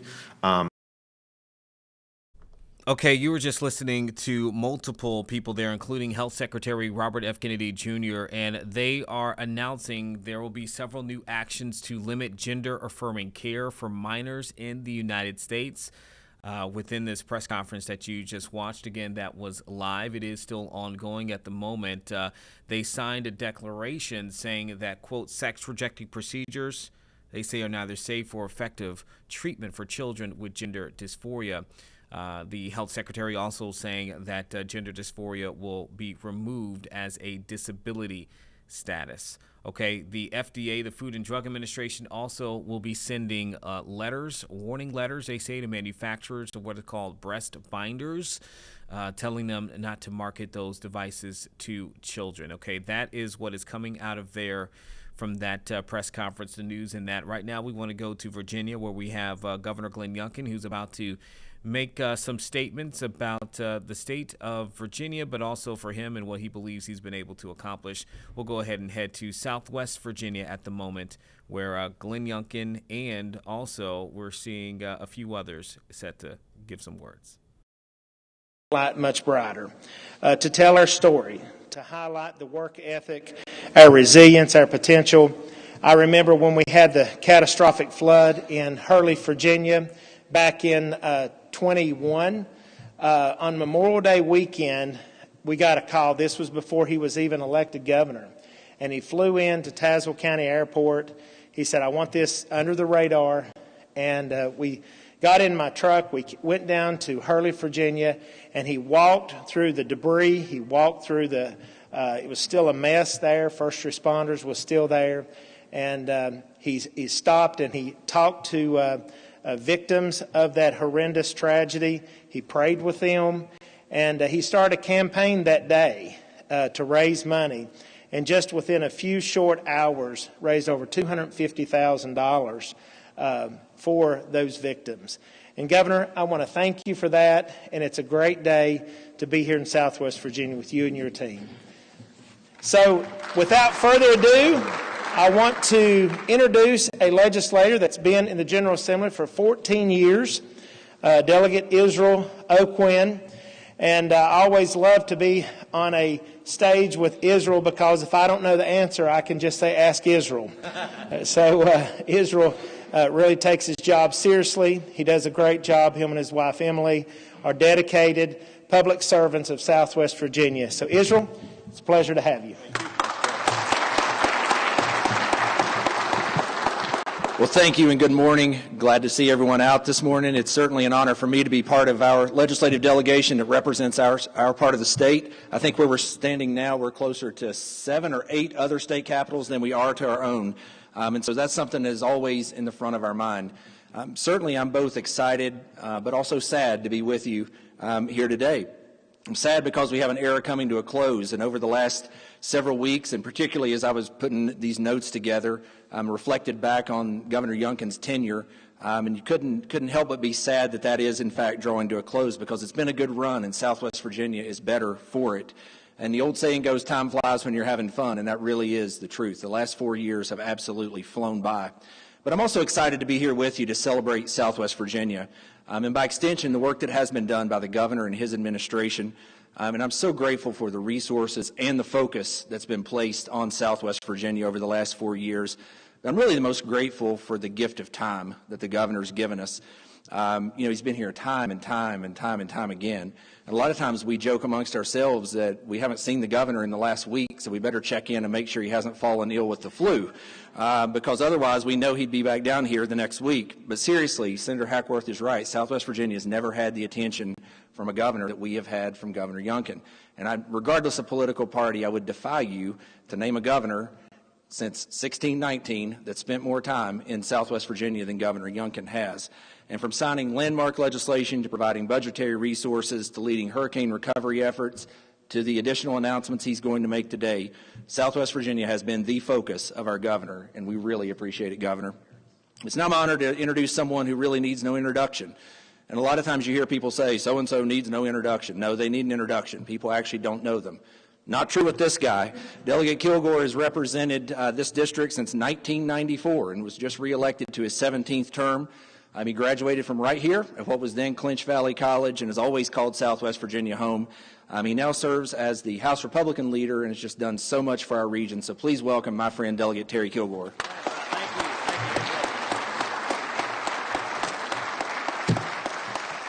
Thank you, Israel, and it is so good to be here in Southwest Virginia. You know, our region is really defined by resilience, hard work, and pride in our communities. And this morning is especially meaningful as we welcome Governor Youngkin on his final visit to Southwest Virginia as governor. That, I'm not ruling out other things. So, but thank you for being here. And thank you for really being a true friend to Southwest Virginia throughout your entire time in office. And as Israel has already stated, I really think that Governor Youngkin loves to get out of Richmond and loves to get to the mountains as fast as he can because of all the smiling faces that he's able to see down here. And from the time that he started, and it doesn't seem like it's been that long ago, he understood that Southwest Virginia, we didn't need talk, because we've had a lot of talk over the years. We needed action. And his commitment has really came through when he started with Accelerate Southwest Virginia. And throughout his effort, we've seen all these investments that he's made that are shaping our future. Just to name just a few, in Scott County, we had the expansion at VFP. Lee County, we had the critical infrastructure projects, including the Western Lee wastewater project and investments at Lincoln Memorial, the vet school.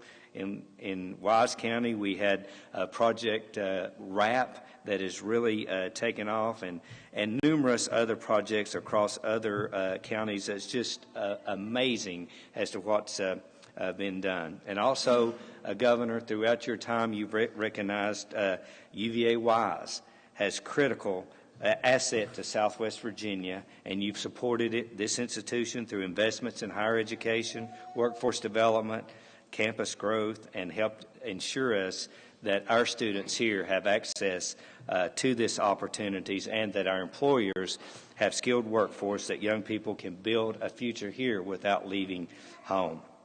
So in addition to all these long-term investment, he's been here time and time again when we've had the natural disasters that both Israel and Travis talked about.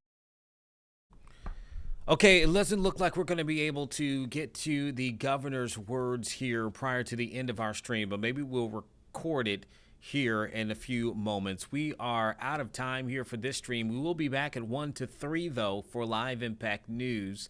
But up next, you're going to hear from 13 News Now at noon. I do believe you'll have Ashley Smith there and our team covering a variety of things that are happening. Thank you so much for joining us here for 13 News Now, Live Impact News on our streaming app. On behalf of myself, Eugene Daniel, and producer Nia Campbell, again, we'll be back here at 1 to 3.